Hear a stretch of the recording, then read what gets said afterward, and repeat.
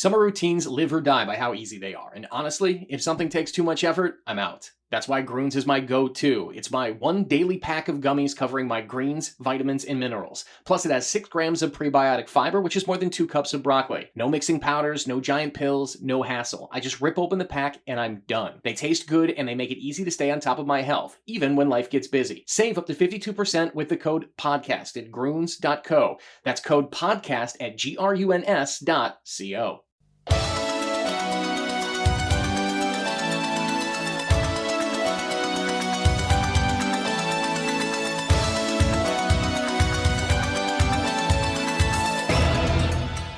Hello, everyone, and welcome back to Rosen Sports Monday after a couple-week absence. Had a marvelous time in Italy with my wife and another couple, and highly recommend if you ever get a chance to go. Jim, I know loves Jim Souhan, my guest today, told me he might move there. So, I mean, I might be packing right behind you, Jim. Maybe tomorrow.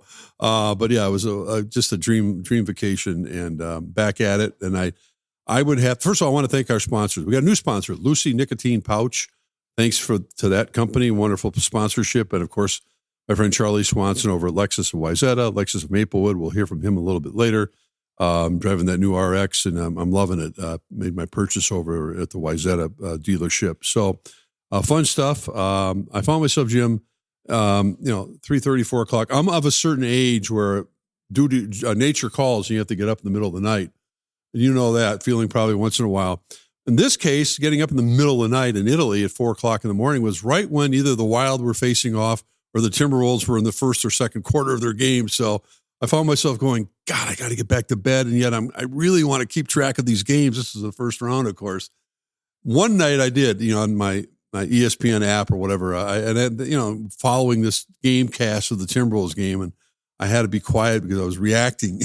I don't think Carden was real happy, but that's such as life when you have it in your blood that you want to keep up with the teams. Yeah. By the way, as far as what you were mentioning before, I still remember being in Joe Torre's office when he was like 65 or something, and his wife had just given birth to a baby, and somebody's like, "Joe, how do you get any sleep? With a baby and this demanding job?" He said, "It's no big deal. We both pee at the same time." Middle of the night. For you youngins out there, you will soon find out what we are speaking of. But that's part of growing up, as they say. Well, I mean, it is a fun time for all of Minnesota sports fans because of seeing both the Timberwolves and the Minnesota Wild, not only in the postseason, but last Wednesday night having the opportunity to clinch at home their first round series, which has never happened for both teams in the same night in particular. I was at Target Center that night, and honestly, I think my voice is still a little raw. I was sitting in the seats so I could be a fan, and had a lot of fun screaming at the officials and cheering them on. But then they had the final seconds of the Wild game up there, clinching their series over Dallas. So it's like, is this happening in our city? We kind of deserve this, but we always say that, but it doesn't always work out that way. It was a great night. It really was. And I also say, listen, Wild fans always pack the joint, but they're not always happy about packing the joint. They've been waiting for a reason to have true optimism and true joy. And that happened in that first series. I think the Wolves fans have been tremendous. Now, and difference between online fans are still crazy. The people who show up at the games are fantastic. It's a great atmosphere. It's loud. It's a happy place. So many people get caught up in sports and use it as a way to vent frustrations. That Target Center these days is a happy place. The crowds during that series were incredible. And so as a journalist, I don't root for teams, right? But I do root for good stories. And I would just love it if this team could find a way to extend things for a while and just keep giving us reasons to go to Target Center for these games. Well, it is. I mean, it's the old cliche, but it is a community, whether you're a Wild fan, a Wolves fan, or both. Communities rally around their professional sports teams. They just do. I mean, whether you're passively interested in them or your buddies are talking about it or whatever the case may be. And I think we haven't really experienced that very much. Before we break down what's going on already, we saw with the Wild in Colorado, and then, of course, the Wolves opening up against the Spurs in San Antonio. That night was special, that Wednesday night. when I went to Target Center, speaking of, the fans were wound up, but I felt like I was watching kind of almost a pro version of Hoosiers a little bit. You find out that the Sumo's not playing. Obviously, Ant is out. Bones Highland is on one leg, and who else am I missing there? Kyle Anderson was sick. Kyle Anderson was sick, and I'm thinking, Denver wins this game. There's no way in hell the Wolves are going to go back to Denver and win a Game 7. They have got to find a way. And Denver got off to a good start early, and then I thought, this is going to be a long night. I really did. I thought they're not going to find enough offense. And, the star of the series from game one was Jaden McDaniels. I mean, we watched him during the course of the season. I mean, many times I'd be frustrated watching him going, he's not engaged. He looks disinterested. They're not getting him involved in the offense. Ant's taking whatever the case may be. But Jaden's a huge talent. Often we didn't see it, but man, did we see it in this 6-game series. It's funny. I wrote about this weekend too. Everybody's mad at the Wolves for not trying harder, basically, in the regular season. Yes. And what we know now is, they were kind of right to not try hard because seeding doesn't make that. If you're a 6 seed or higher, seeding really doesn't matter. Home court really doesn't necessarily matter. And they would have been better off like resting Anthony Edwards for 2 weeks down the stretch, having him be completely healthy going into the playoffs, because I think his left knee injury is a result of having the right knee injury and overcompensating. And actually, the Wolves are right. The games in the regular season really didn't mean much. And Jaden McDaniels turned it on when it actually mattered. Does the league, I'm saying, have a problem, but just even individual teams, as you know, I mean, season tickets or individual tickets are not inexpensive for a lot of these games. And I always equated it with like, going to a Broadway show and I'm going to go see the producers, and I open up the playbill, and instead of seeing Nathan Lane and Matthew Broderick, I'm seeing, as Colin would say, Joe Bag of Donuts and somebody else, the understudies. And I'm paying full price for it. And yet the league, understands that. They're trying to avoid having extended rest periods for some of the stars. But it's kind of a catch-22 in many ways for a lot of these teams to deal with their stars and really appease the fan base who deserve to see the best players playing. Right. You can legislate a way to discourage tanking, as they just did. It's a weird, overly complex system, but at least they're trying to. You can't legislate, how passionately teams play during the regular season or how passionately they pursue a certain seed. Because the Wolves, we've seen them win 2 series now as a 6th seed. Right. And they didn't, their playoff series didn't end because of seeding. Their playoff series the last 2 years ended because they ran into a hot team at the wrong time. So I don't think there's anything new. And here's the thing. We all know they shouldn't have the 82-game regular season. We all know they shouldn't play back-to-backs. We all know that they shouldn't play 3 games a week. You cannot play at a high level of intensity that often. You just can't. But the league doesn't care, because all they care about is television revenues and tickets sold. And as long as here's the thing. Here's the catch. As long as fans buy the tickets and watch the games on TV, the league will not change. And I'm not going to tell you to go boycott to change the system.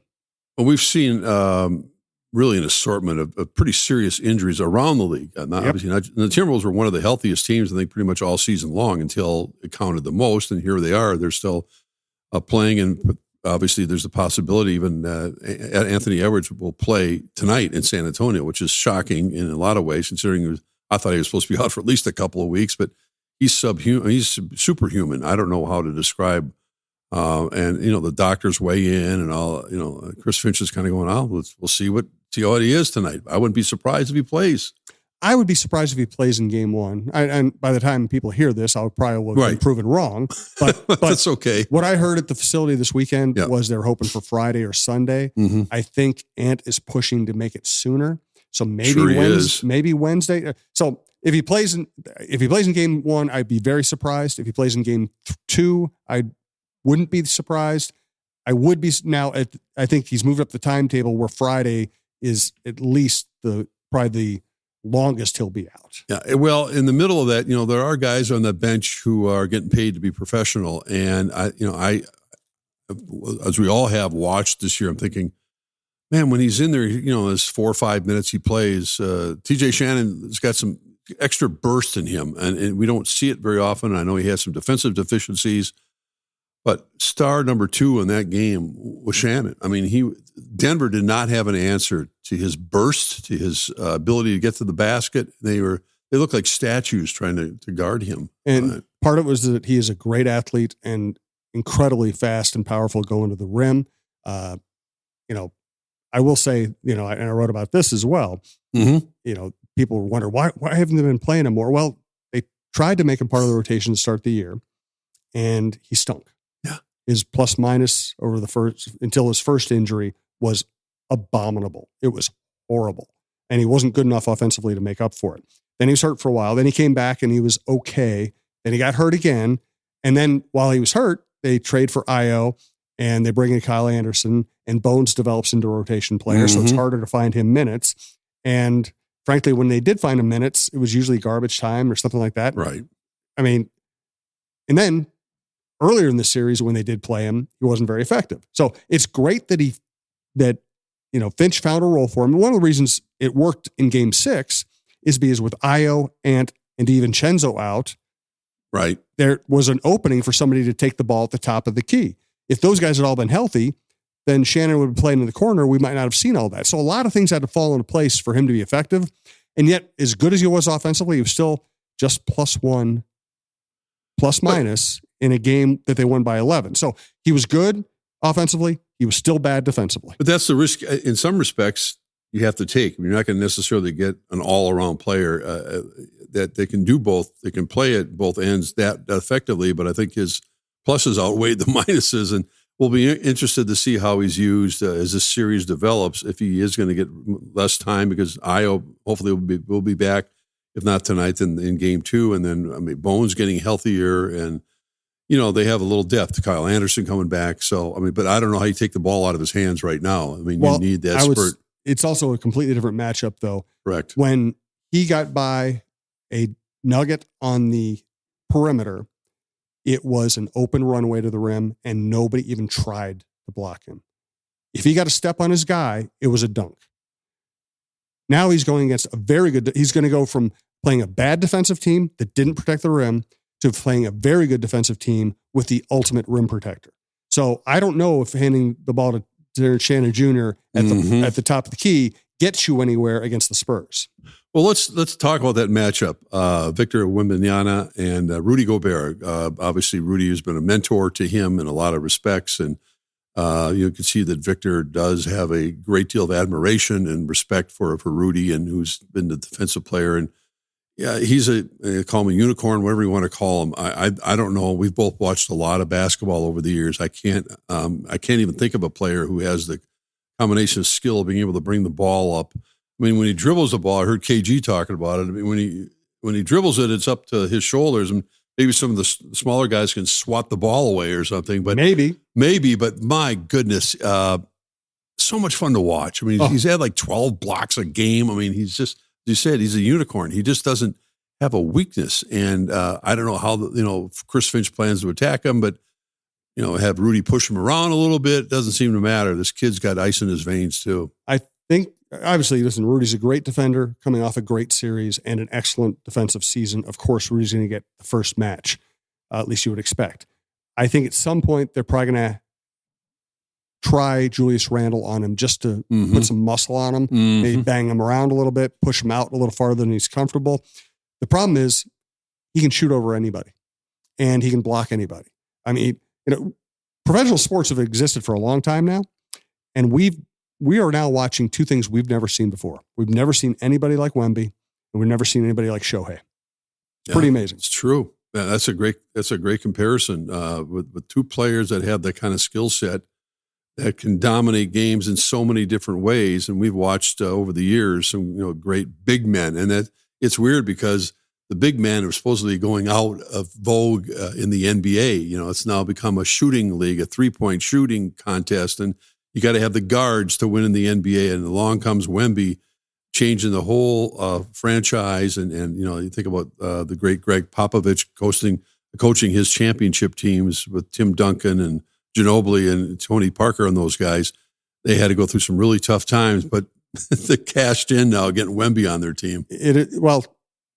I have some colleagues and certainly a lot of fans who think that the NBA draft is occasionally rigged. I've heard that. Well, if the NBA rigged drafts, then the Spurs would not have gotten David Robinson, Tim Duncan, or Wemby. It's the smallest market in the NBA. That's right. There's no way in hell, if they were rigging drafts, Wemby goes to the Spurs. It blows up the entire argument. It doesn't have the feel. I mean, I think there's a lot more respect. Not that Denver didn't have respect for Minnesota, but the rivalry had been established because of how many times they've met in the playoffs the last 3-4 years.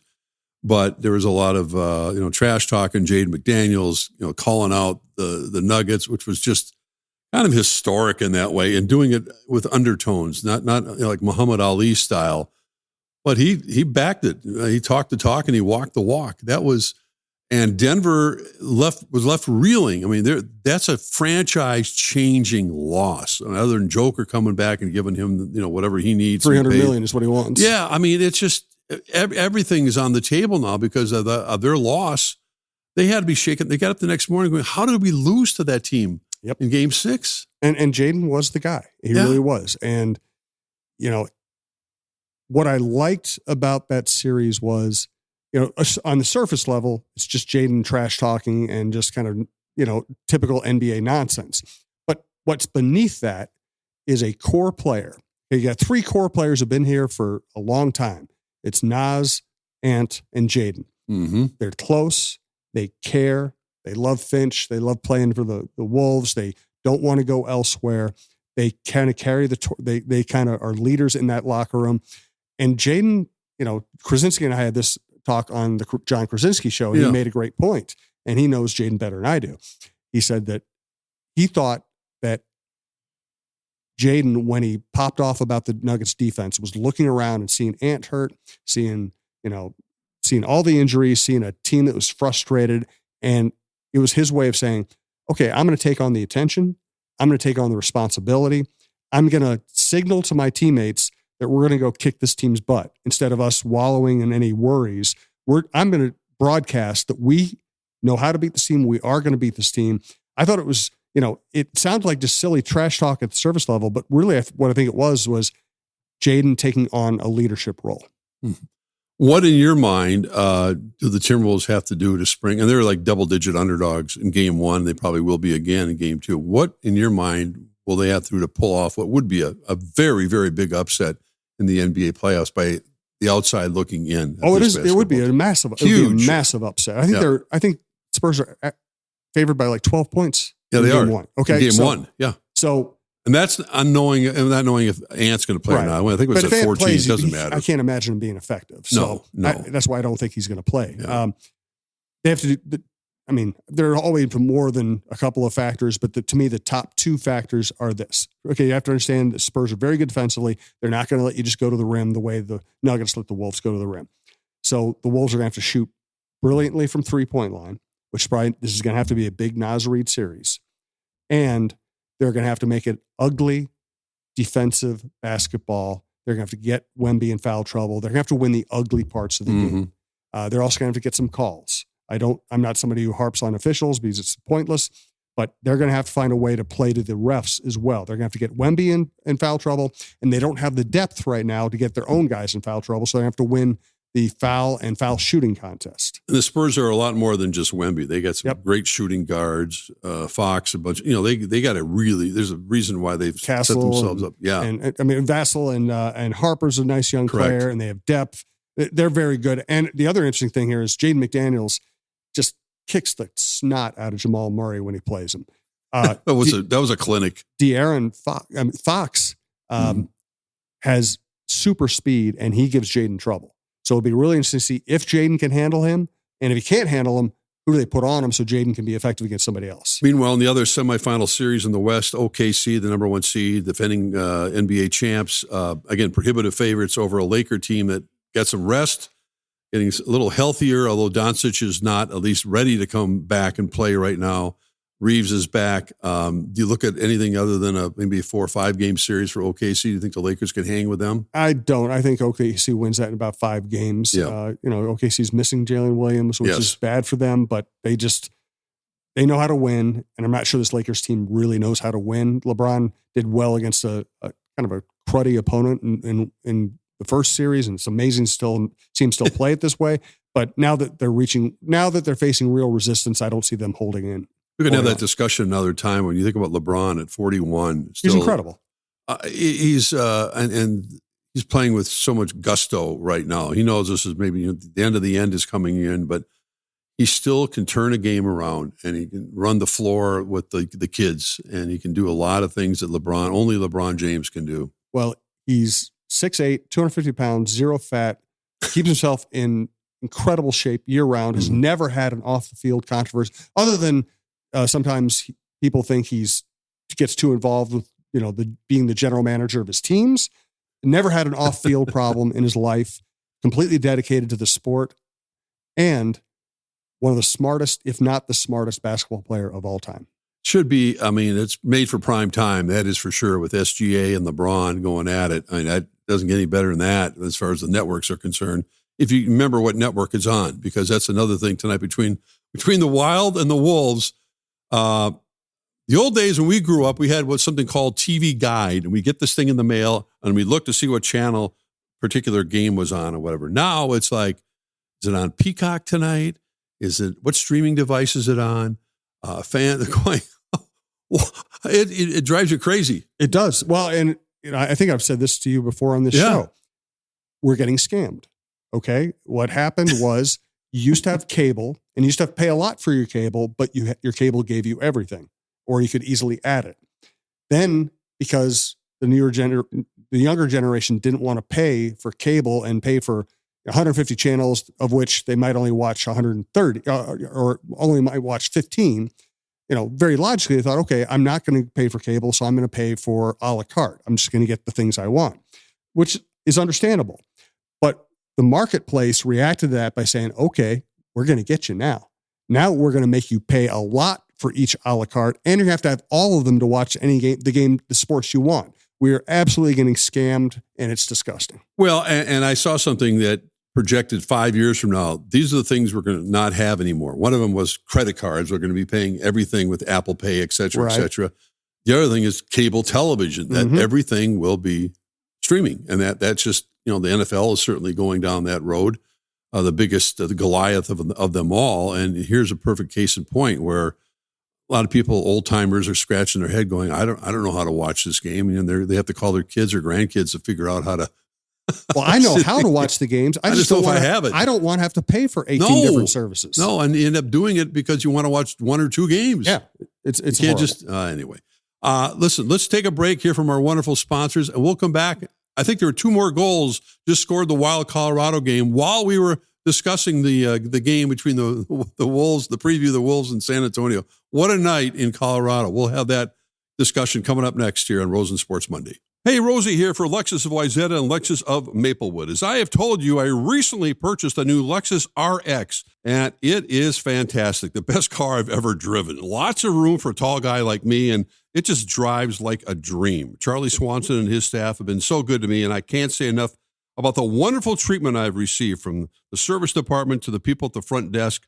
They're all very welcoming. We purchased an all-gas model, but keep in mind it also comes in a hybrid and a plug-in hybrid. I think my wife is going to do an NX Lexus this spring. So go to Lexus of Wayzata or Lexus of Maplewood and come and see what they have that works for you.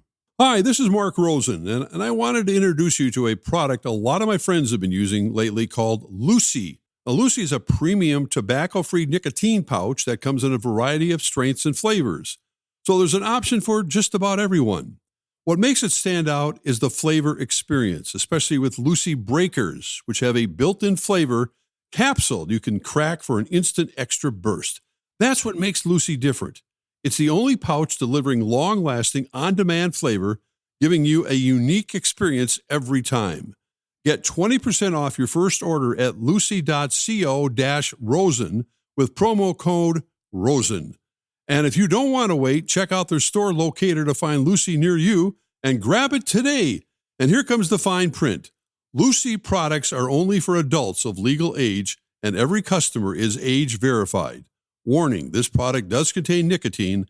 Nicotine is an addictive chemical. And welcome back to Rosen Sports Monday. We thank our sponsors again, Lexus of Wayzata and Maplewood and Lucy Nicotine Pouches for their sponsorship. And back with Jim Souhan, Star Tribune columnist, and of course the proprietor here of Talk North Sports. And I got back last night. I thought, well, I'm going to settle in. The Wild, we're not going to put the excuse meter out there. The Wild played a 6-game series, tough one, wonderful night. The other night, beating Dallas, knocking them out of the playoffs. It was Dallas, wasn't it? Yep. Between Dallas and Denver, I got to remember who played who. You were in Italy. We give you. Oh, it was Italy. We yeah. Understand. So then we knew the format was set up by the NHL, and we can gripe about it all we want. But the three best teams, arguably, Minnesota, Colorado, Dallas, depending on which way you want to put them. But now the Wild had to go head to head against the Avs in Colorado. Two best teams really in the NHL. In a blink of an eye, they're down 3-0 in that game. And I'm thinking, it's game one. They don't have Brodin. They don't have Eriksson Ek. This is going to be a long night for the Minnesota Wild. And all of a sudden, all hell broke loose, and we ended up watching a game that you maybe watching your pond hockey in the backyard of somebody's frozen rink. It ended up being the goals would never stop. And it's interesting, Jim Souhan, because all those goals that were scored, Kaprizov and Boldy didn't score any of them. I know. 12 or 13 different guys scored goals last night. Stunning. I think Kaprizov should have scored. He had a couple of opportunities. Yeah. And if you want to be a superstar and you have open ice in front of the net and it's a high-scoring game, you better score. Eriksson Ek, it's not that he's played badly in the playoffs. It's that he hasn't played like a superstar. Superstars will score the difficult goal. He hasn't really done that in these playoffs. I also worry about the Avalanche. I think they're going to be very physical with Hughes. He's not a big guy. I wonder if they wear him down. You could see that last night even. Here's what struck me. I think the easy reaction to that game is, okay, terrible defense on both ends, right? What I saw was in every NHL game, there are opportunities to score. And how often does somebody shoot the puck into somebody's chest or right into their glove or miss the net entirely? What struck me was every time there was a defensive lapse, they picked a corner. That's so hard to do. That was a brilliant display of offensive hockey as well as defensive lapses. And honestly, I think it's tough that you had to play Dallas and Colorado in the first two rounds. It's even tougher that you had to play one style against Dallas and then turn around and play a rested Avs team that's already faster than you are, and now your legs are tired. And if you make a mistake, there was one play where Faber tried to jump the puck in the offensive zone, tried to jump an Avalanche player, and the Avalanche player got rid of the puck, and Faber put his head down and skated as fast as he could to the other end, and he couldn't stop the fast break. The Avalanche gets a goal. You just cannot make any mistakes against this team, or they will put it in the back of the net. Well, again, we were talking about the injuries with the Timberwolves and what they had to sustain and get overcome to win their series in round one. And you look, the timing is the worst, and the worst possible positions. Jonas Brodin is as solid as it gets, especially against big name players like McKinnon. And Eriksson Ek is arguably, their best face-off guy. And not having those guys for at least the first two games is critical when you have to look for every advantage possible. I mean, that hurts this team, but you got to, no one's going to wait for you. You got game two coming up tomorrow night. Yeah, they need to find a way to win ugly in game two. And Brodin's the perfect player for this series because he can neutralize a very good offensive player. And Eriksson Ek is excellent on defense. He's physical at the net front. He wins faceoffs. He makes little plays. He wins puck possessions. They really missed him. What do you do if you're John Hines, the head coach of the Wild? I think the conversation will be, was it one of those nights looking at how Wallstedt played in the first series, or, Gus Bus has been sitting on his butt, probably not real happy about much of anything right now. You change and give him a shot in game two, or do you look at last night's game as kind of just a fluky thing, the whole set of circumstances, and that, Wallstedt's confidence wasn't shaken to the point where I got to put him on the bench? So I think you hit on it. It's easy for us on the outside to say, okay, do this or do this. I think it really comes down to the coaching staff looking at Wallstedt, how he reacted to that, what his mindset is. If he's shell-shocked, you got to pull him. If he just got beat by a great offensive team, and I got to be honest, watching that game, I wasn't sitting there saying, "Oh, Wallstedt should have saved that." Wallstedt, I didn't think it was bad goaltending. I thought it was great. Sharp shooting, bad defense, and great shooting. So the question is mentality. If he still has his confidence, I play him. If he looks shaken, then I'd give them a break. And to the credit of the Wild, unlike, the easy series the Avs had with the LA Kings where they coasted 5-1 or 6-1 pretty much every game. When the Wild got down 3-0, they could easily turn that into that kind of a game, 6-1 game, and gone, screw it.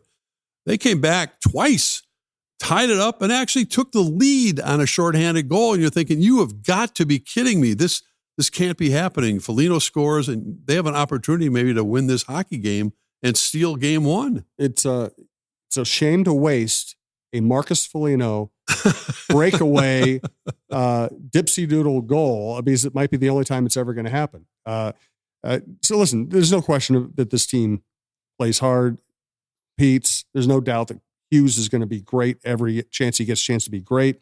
But you hit on it earlier.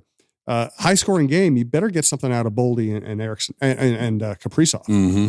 Yeah, those guys are, we know how. And Kaprizov's, I think, like second in scoring in the NHL playoffs. It's almost all assists, though. And it is. And not all assists are created equal. Right. Some of his assists are, he passed the puck to somebody, he passed the puck to Hughes, and Hughes created the opportunity, Well, it's fun to watch, and these two teams obviously are, as good as it gets. I mean, I know I was listening to the broadcast on, what was it on last night? TNT? Yes. And a lot of people are pushing back on one of the analysts. I can't remember his name. Going, there's a sloppy game. I don't. That's one of the greatest coaches in NHL history saying that. Yeah, and he's right. It was sloppy. Defense on both sides was sloppy and a step slow. Again, we only noticed it because the offensive skill level is so high. Yeah. Well, I mean, and this is still obviously the game 2 is pivotal because you always like to get that split when you're on the road and coming back home in front of that raucous fan base who've been starving. They got themselves a second round series for the first time in years and years and years. And the place will be packed. They play what? They have like a whole bunch of days between games because of the arenas being used.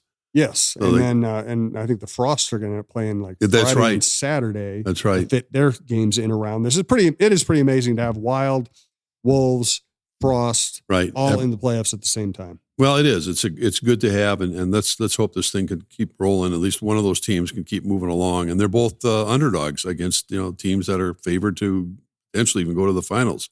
So we talked about the Wild in Colorado and the Wolves in San Antonio. I flipped over. I got home yesterday afternoon. I flipped over to check out our Twins, and I look up and Joe Ryan's pitching, and literally he threw one pitch, motions to the dugout, come and get me. I went, wait, what? This cannot be happening to this team. And he's out, and potentially it could be a pretty serious injury. We don't know what it is yet, but it doesn't look good. It could be very serious. It could be a long-term thing, which means if you wanted to trade him, you're not going to be able to trade him. I don't know if they were going to or not, but if you wanted to trade him, now you can't trade him. He also isn't there to keep you somewhat competitive this season. So in one weekend, this Twins franchise right now has two things going for it. Starting pitching and really good prospects. And what happens in a 3-day span? Emma Rodriguez gets hurt. Right. Walker Jenkins gets hurt. And Joe Ryan gets hurt, and probably seriously. Yeah, make it up. The poll ads are a problem. They should spend more money. They have all kinds of legitimate problems you can complain about. They also have the worst luck of any franchise I've ever seen. That bullpen is a roller coaster ride every time they send those guys out there. They already released a couple after that 8-run meltdown they had the other night. But Derek Shelton is kind of looking around going, I don't know who can we count on putting out there in the 8th and 9th innings. It's not an easy fix considering they traded most of their bullpen away last summer. And the thing is, too, I think so much of the conversation is should you have made those trades or should you not? With the value they got out of those trades were the right thing to do. Mm-hmm. The one you can still question, the only one you can still question is Varland for Rojas and Roden. Then you watch Rojas pitch and you go, oh, okay, lefty with that stuff. Okay, now I understand. They could have made all those trades, brought in all that young talent, and spent enough money so you have a decent bullpen this year. It didn't have to be either or. You could have done both. They brought in an incredible amount of talent with those trades. They also could have spent money and had a closer and a setup man that would have given them a chance to compete this year. Switching gears before we wrap things up, we haven't had a chance to talk about the NFL draft. The Vikings, believe it or not, rookie minicamp is right on the horizon, and we're going to have that whole string of mini camps, et cetera, as the rookie class comes to town in particular. I know a lot of the veterans are already here. Kyler Murray's here, working out and warming up and doing his thing. And still going to be an interesting soap opera, I think, a little bit with J.J. McCarthy and where he's at. But your thoughts on the draft and kind of the GM situation with the Vikings going forward. As we kind of shrug our shoulders, we don't know which direction they're going to go at the moment. Yeah, I really think highly of Rob Brzezinski. I think if he got the job, he would be a good leader. Obviously, he's not a pure personnel guy, but you don't have to be a pure personnel guy to do that job. I'm kind of intrigued what he would do because I just think he's a smart, rational person, and I think he lacks ego. So I don't think he would try to do anything. Like Kwesi's big problem is he wanted to make a splash in his first draft, right? And he blew it. Brzezinski's not like that. So I think he'd be a good leader for the organization. George Payton's the obvious target. If you go outside, I think George is good. He also signed Russell Wilson for a ridiculous amount of money, and that didn't work out at all. So, now he's going into broadcasting, probably. Yeah. I think the more I think about the potential candidates out there, the more I lean toward hire Rob, keep things intact, and see what he can do.